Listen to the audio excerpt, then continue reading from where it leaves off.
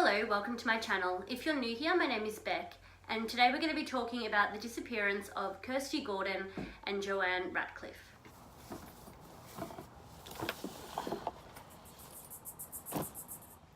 This is something a little bit different from my channel because although I've done missing persons cases before, I've never done a cold case before, and these girls went missing in 1973. This month it is coming up on the 45th anniversary of their disappearances, as they disappeared on the 25th of August 1973 whilst they were attending a football match at the Adelaide Oval. Joanne was born in 1962 and was 11 at the time of her disappearance, and Kirste was born in 1969 and was only 4 years old on the day that she disappeared. It has been presumed that the girls were abducted and murdered on that day, or shortly thereafter. Kirste had been at the football with her grandmother, and Joanne had been there with both of her parents and a family friend. I've seen conflicting reports as to whether or not the girls and their families knew each other. However, from what I've seen and sort of what I pieced together from the few different reports that I read, they didn't know each other on a personal level, but they had season tickets to the football, so they sat next to each other pretty much every week and they knew each other that way. At around 4:45, Kirste needed to go to the bathroom, so the families told Joanne, who was older, to take her to the bathroom.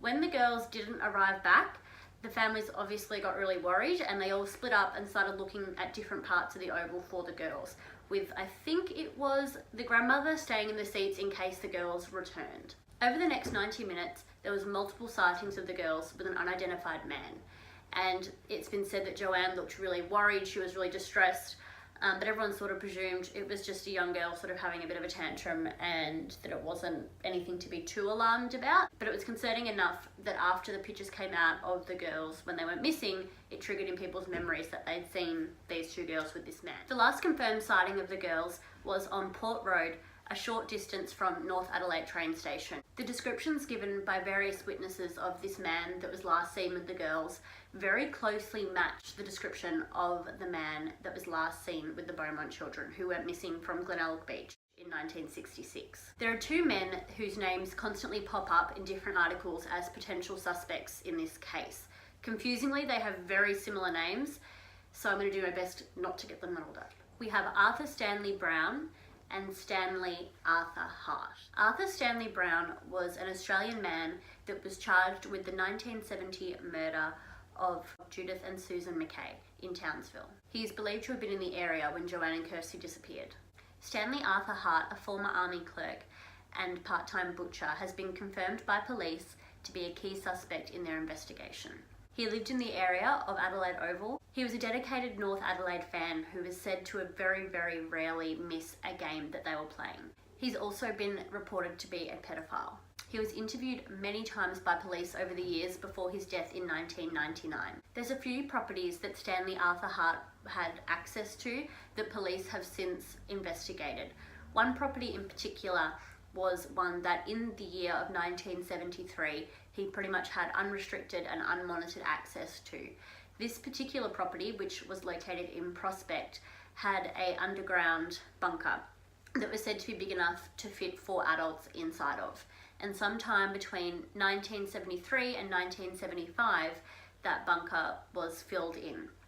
The current owners, who have been living in that property for 40 years, have no connection to him whatsoever, and they have said police have never searched the property, and if they did want to, they'd be more than cooperative.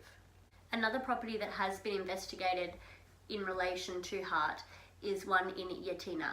I might be saying that wrong. Yatina, doesn't matter. Hart's grandson, who is currently in prison for, I believe to be pedophile related criminal charges, wrote a letter with a map to the police pretty much saying that his grandfather did kill these girls and that they would find the bodies inside barrels on this property in Yatina. The police went there, and through following the maps and what it said in the letters, they did find 2 barrels buried. They have said that forensics haven't found any concrete evidence. They said that the barrels only came back with small traces of blood and an acidic substance, but they don't believe that there was any human remains inside these barrels. However, there is a picture that I've seen where they're sifting through the dirt from these barrels, and sitting on the sieve is a little girl's white shoe. I find that very strange that it's in the photo but it was never mentioned. From looking at it, I do probably think it's a little bit too white to have been buried for 40 odd years, but it could just be a coincidence. It could be something that they found in the area, or it could be something that they are not ready to share yet. A $1 million reward was posted in February of 2014, yet nothing has happened, no one's come forward, and nothing of the girls has ever been found. So now onto the theories. Given the girls' ages, I think it is very unlikely that they have run away. I don't think that an 11 and a 4-year-old would be able to successfully run away and start a new life without the help of any adults. So under the category of abduction, you could say that on that day, somebody abducted the girls and unfortunately murdered them. Whether that was Arthur Stanley, Stanley Arthur, or someone else altogether, we don't know. Possibly they were abducted, and because they were so young, the abductor was able to convince them over time through brainwashing and confusion that their other life maybe didn't happen, or that maybe their parents gave them up, or their parents didn't want them anymore. There's plenty of cases where you find that someone that's been missing was abducted and never realised that they lived their whole life and didn't know that when they were younger somebody stole them, and they thought that that was just their family. I think in Kirste's case that's more likely because she was only 4 years old at the time. You know, you've got, when I think back to when I was 4, there are very few very concrete memories. I think, you know, you would still have memories that were a bit confusing, but if who you thought was your father or mother or whatever was always telling you, oh, that was just a dream, or that never happened, what are you talking about, you would probably believe them. However, Joanne being 11 at the time, I think it would take a lot more to convince her than it would have Kirste. And the last theory under the abduction umbrella, which I think is probably the least likely, is that the girls were able to escape from their abductor. And maybe they were taken in by someone and they were never pressed on their past. Maybe they were presumed to be orphans and they were too scared to talk about what had happened to them.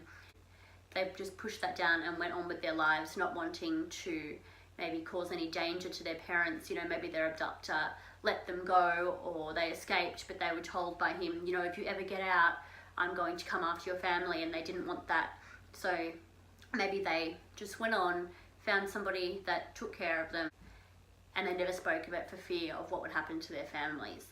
And I know that's probably far-fetched, but it's a nice thought that maybe the girls were able to go on and live their lives, and maybe they didn't meet this awful end that we all presume. As I mentioned before, it is coming up on the 45th anniversary of their disappearance, and their families still don't have any answers.